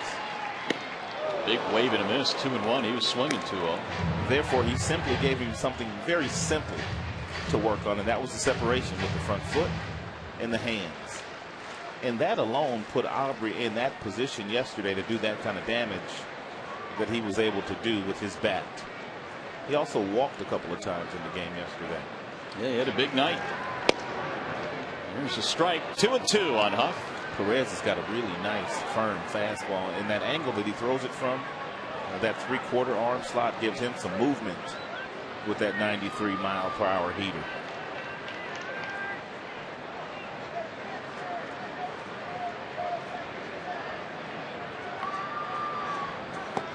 He checked it, but he went. Huff is out of there on strikes.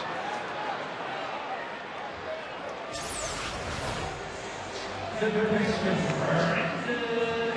that was not close. He definitely went. Phil Cuzzy, the home plate umpire, called him out. It's one of the toughest things to do as a hitter. If you're fooled and your body carries you out in front, it is so tough to keep your hands back. If your hands stay back and your body's out in front, you still have a chance. But once the hands come, not a whole lot you can do. Here's Inge now with 2 outs. Tigers have 9 hits. They lead 4-1. They've added 1 more here in the 7th.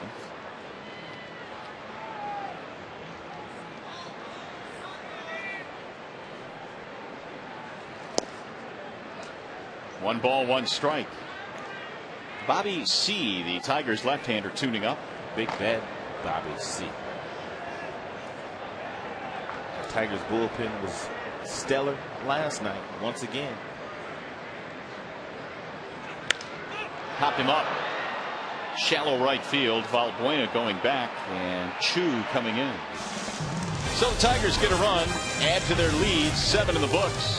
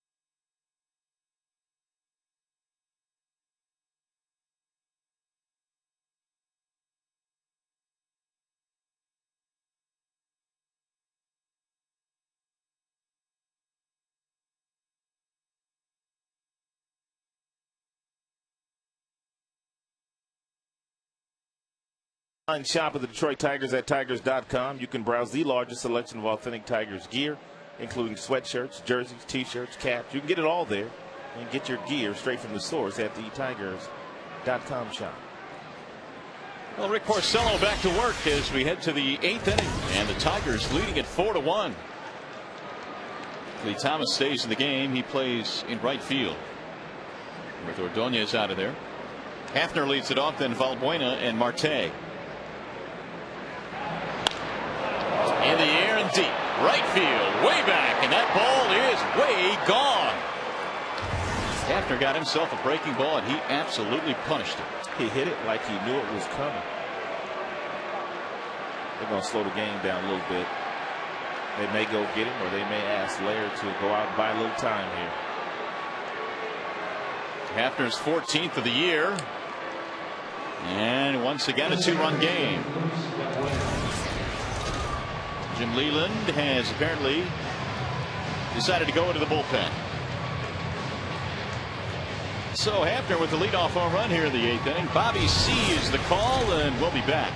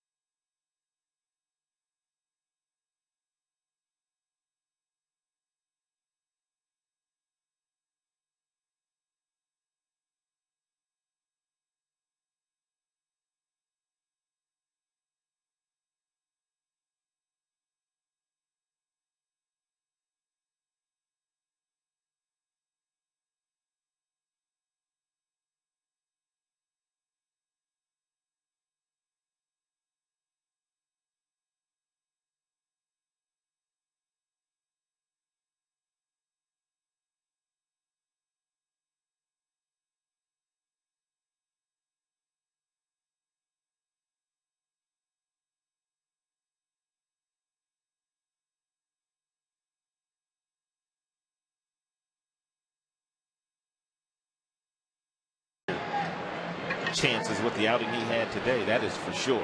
Yep. And I would venture to say he'll probably help it. Bobby C is the new pitcher, and a bouncing ball hit right to Polanco. C comes out and gets foul point on one pitch.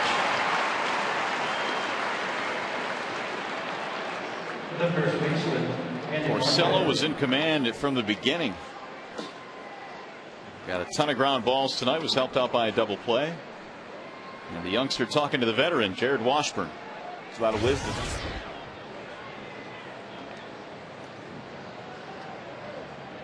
Here's Andy Marte. He's 0 for 2. Ground ball, fly ball.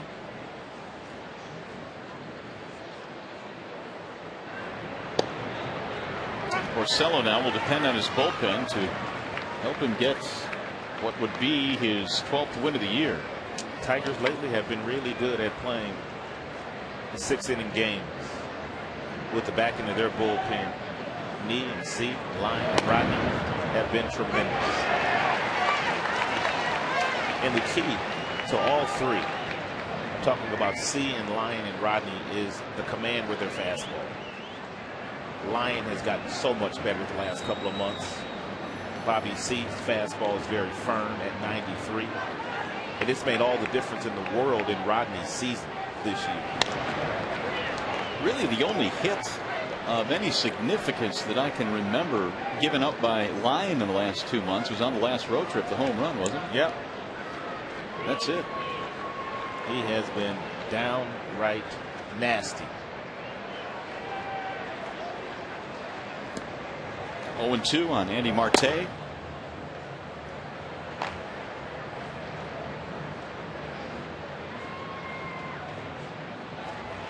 Tigers 9 hits, Indians 5 hits.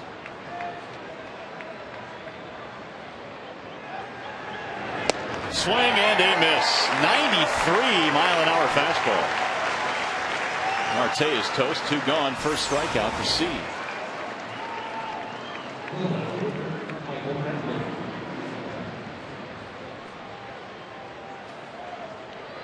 It's going to bring up Michael Brantley.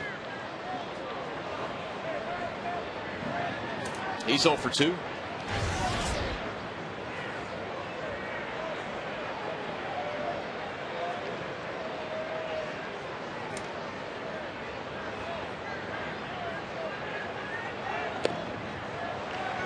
Oh and 1 on Brantley.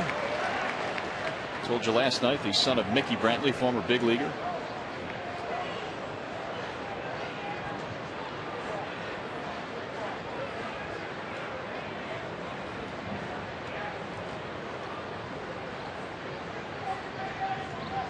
The 0-1 on the ground and through, just out of the reach of a drawn in Brandon Inge.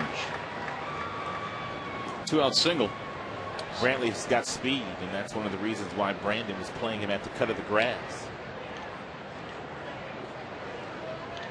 Torregas due up. Looks like they might get a pinch hitter, and they will. Matt Laporta has picked up a bat, Which means he probably will see Brandon Lyon. Even though Bobby C has been good this year at getting out right-handed batters. Jim, you do not want to give up a game-tying home run to Laporta with a left-hander on the mound. Rodney's coming right at you there. Yeah, he is. Give me my glove. I'll catch that one barehanded. Yeah, but once he gets warmed up, No chance. you'll need your glove. And the catcher's gear. And that's where that shot was produced.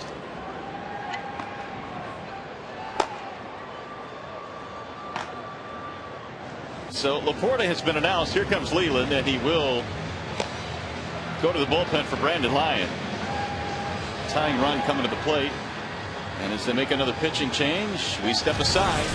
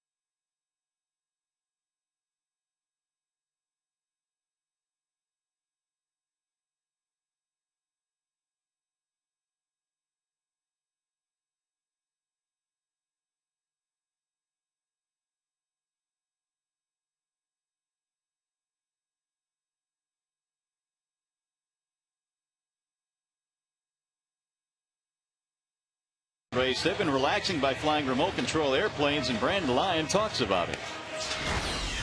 Well, I don't know how I started, but we were just kind of bored one day and just decided to get some planes, and obviously it hasn't worked out well. We only had them in the air for maybe a minute at the most altogether, so it's fun. We're working hard, trying to get better at it, just have some fun, just get a little release from this game because it's a stressful game, and anything to take your mind off the game for a couple minutes a day or whatever you can do, it's fun to do, and we've enjoyed doing it so far.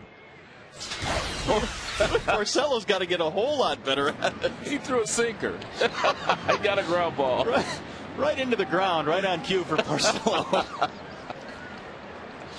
The line is in now, trying to get the final out here as Laporta stands in. I guess here they are in the middle of a pennant race, and they're finding ways just to stay loose. The game is stressful. And as Lyon said, anything that you can do to get you away from the game momentarily, it's a good thing. It really is. It's a tough game. It's a grueling game. It's an unforgiving game. Breaking ball is a strike on Laporta. 1-1. And here's Porcello one more time throwing that power sinker.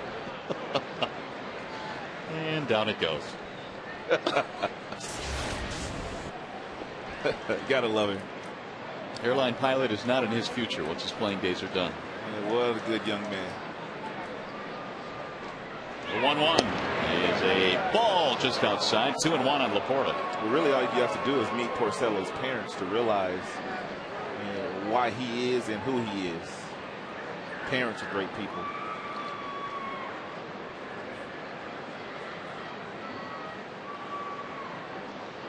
Two and one.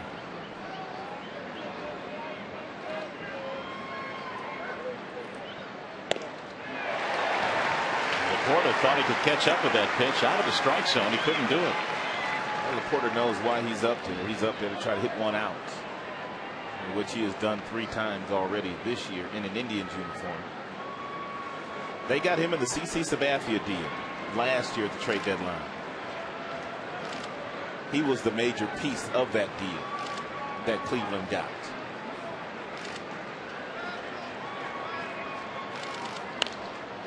Fouled away. That is one thing about these pieces, Mario, that they have traded away. We saw Carlos Carrasco starting last night on the mound, and they got him from the Indians, from Philadelphia in that Cliff Lee deal. This kid Perez came over in the DeRosa deal. Laporta in the CC Sabathia deal. So they're getting some good big league players, or good pieces, I should say. We don't know how good they're going to be in the big leagues yet. Brantley in the lineup tonight came over in the CC deal as well. And he got him, strike 3. Laporta called out on strikes. They'll settle for 1 run. And you're watching Tigers baseball on Fox Sports Detroit, presented by Bell Tire.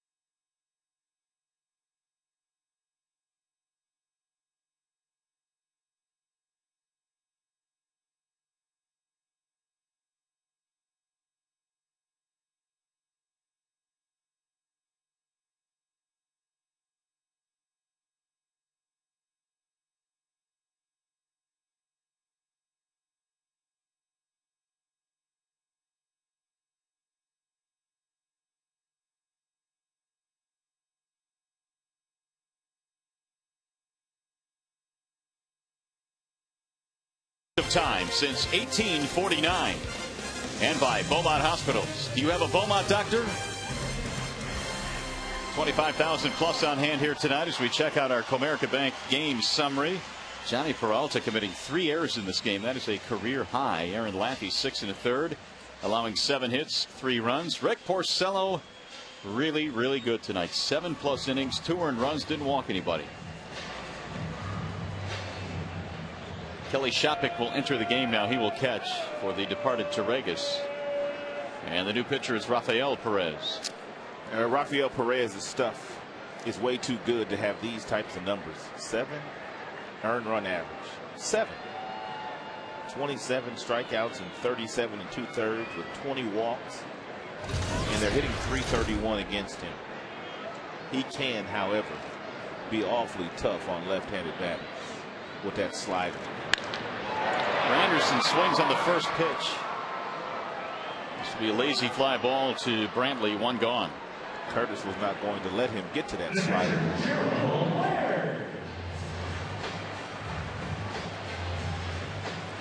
Here's Gerald Laird.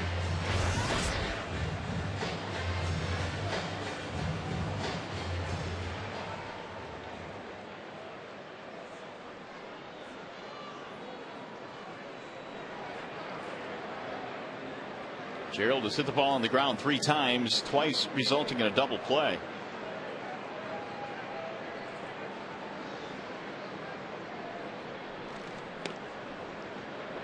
Ball 1.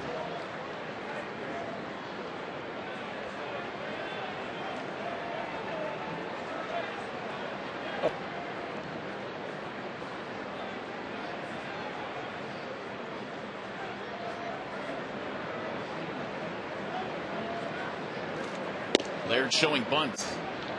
2-0. 9 Tigers hits tonight. Both teams were in double digits last night. Finale of the series tomorrow, and Nate Robertson, Fausto Carmona get together.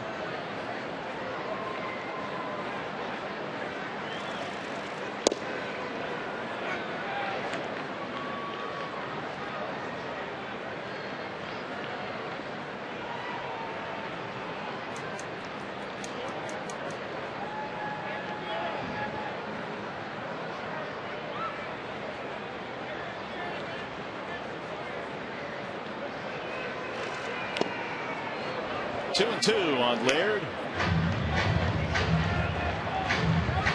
Gerald now 1 for 7 in the series. His only hit was an RBI double in his first at bat last night in game 1. That ball almost went out of here. Hit the top of the wall and left. The fence, I should say. And bounced back in. Now it just missed. 3 and 2. Let's see, Laird has hit 4 home runs this season. That was almost number 5 last night. There's Everett waiting on deck. Gerald, even though he has had a rough go of it offensively since the All-Star break, has been very valuable behind the plate. 3-2 pitch. Another ground ball. This one to shortstop Cabrera. And it gets away from Marte.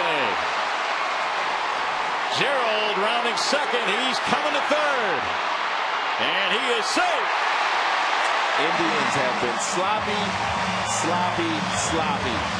in this game tonight.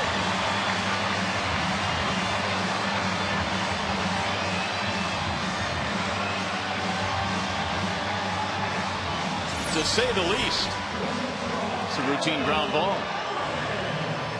A lot of times you get these balls, you're Cabrera, you're taking too much time, you're nice and relaxed, you bounce it over there and to a rookie first baseman. He doesn't come up with it cleanly. Shopik has to run it down, but by the time he gets there, G Money is on his way to third with a head first slide.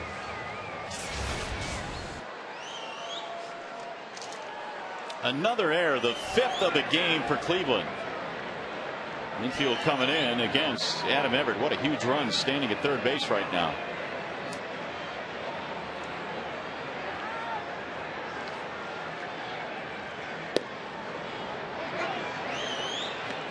Gerald Laird had a pretty aggressive lead coming down that third baseline. He may be coming on contact. And the way the Indians have played defensively today, it may not be all bad to come on contact.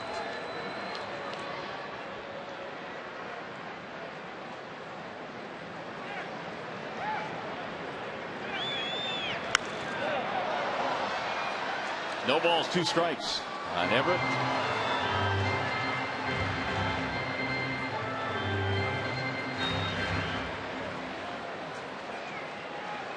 Take a look at the secondary lead that Laird gets once Perez delivers the ball home. A lot of times that will tell you whether that base runner is coming on contact or not, depending on how aggressive he is.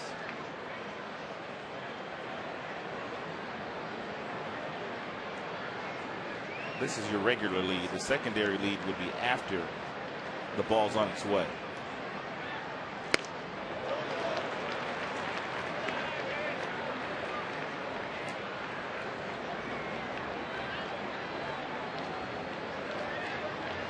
It's amazing how they get those uniforms so white at the beginning of the game. That's a nice white uniform. I think it'll be sparkling clean tomorrow. It'll be a challenge tonight, though. The 1-2. Line drive, caught at third by Peralta. A bullet down the third base line. 2 gone.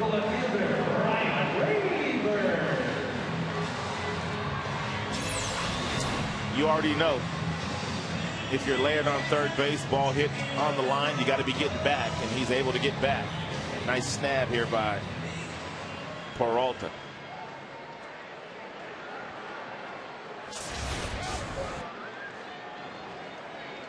Rayburn 1 out of 4. Infield pack now with 2 outs. Big swing by Ryan. 0-1. I don't think Ryan will do it here, but he is one Tiger that is not afraid to bunt for a base hit down that third baseline with 2 outs. Not afraid to do so, but against a left-hander, he'll probably be swinging, which he was on the first pitch. But that's a lot of room in between home plate and third baseman as we speak. Ground ball to third. And Peralta is on the money to retire the side. So the Tigers strand a man at third. Well, let's go to the 9th.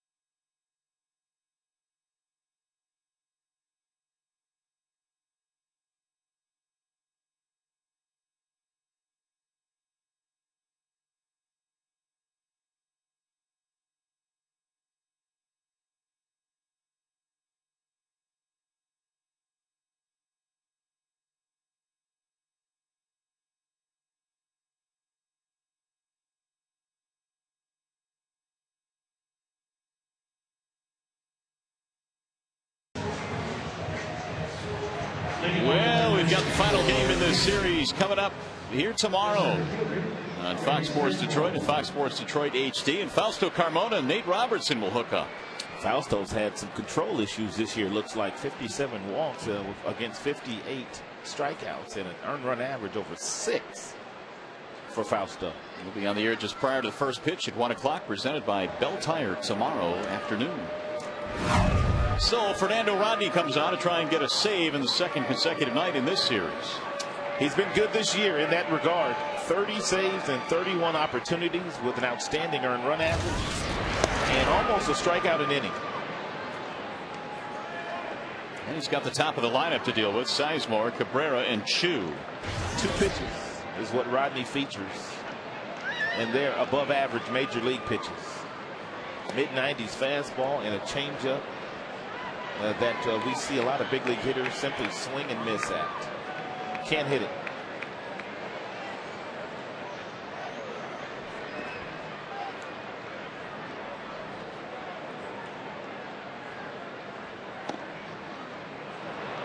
And now it's 3-0 on Sizemore. 3 changeups in a row to Grady.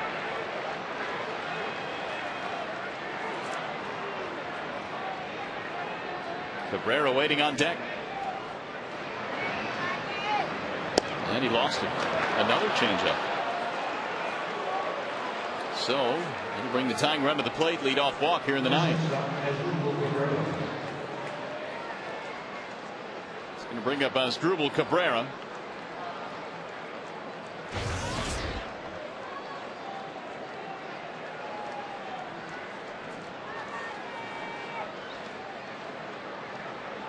That walk, by the way, is the first walk in the last 14 innings for Tigers pitching.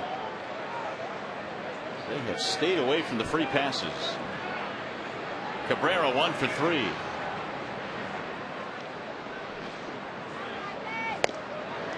Miguel Cabrera down there at first base, not only playing behind Sizemore, but he's guarding the line.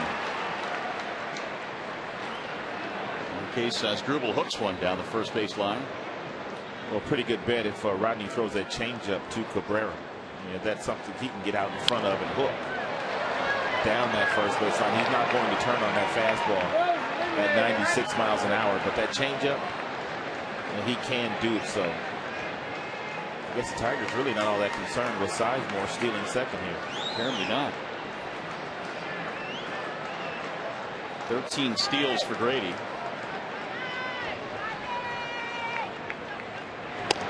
And a ball missing outside. 1 ball, 2 strikes. 96. He let sail by. And Rodney, with his 30 saves, comes in 6th in the American League.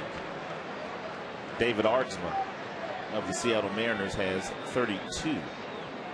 And he is 5th in the AL. There's a ground ball hooked and a diving stop by Cabrera. Rodney covers for the out. Those are the little things that go unnoticed. Some of the moves that Jim Leyland does by not having Cabrera hold Sizemore on. He's behind him and therefore able to dive for this ball and get the ball to Rodney to get the out. He may have gotten that ball if he was holding him on, but do not know for sure. But I did say that changeup, that's one pitch Cabrera could pull.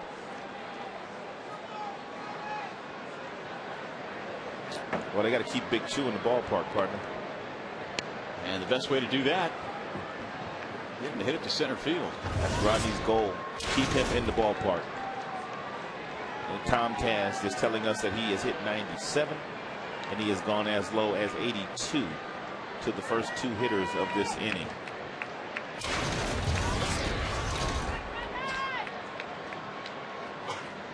Chu hits a ground ball foul.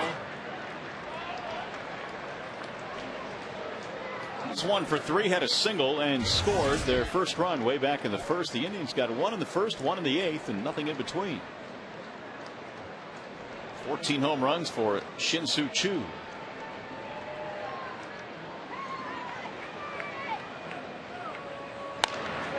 Line to right field. It's down, a base hit. Sizemore is going to stop at third, and now the tying runs are on with 1 out.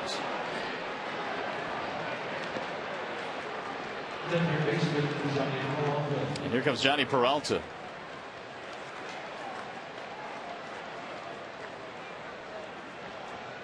He knocked in a run with a base hit in the first. Go ahead run at the plate now for Cleveland. And Rodney simply needs a ground ball, and that's where all his attention needs to be focusing on, with Peralta standing in that batter's box.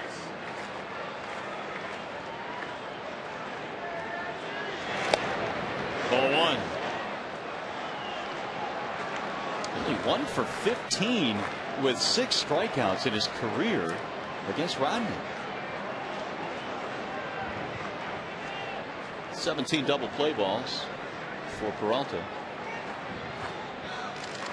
Swing and a miss. 1-1.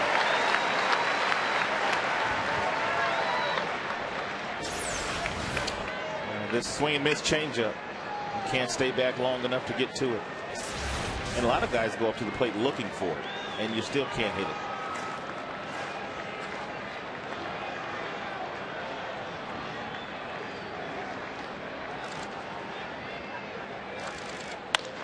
Bouncing ball to second. This could be 2. There's 1, and there's the ball game.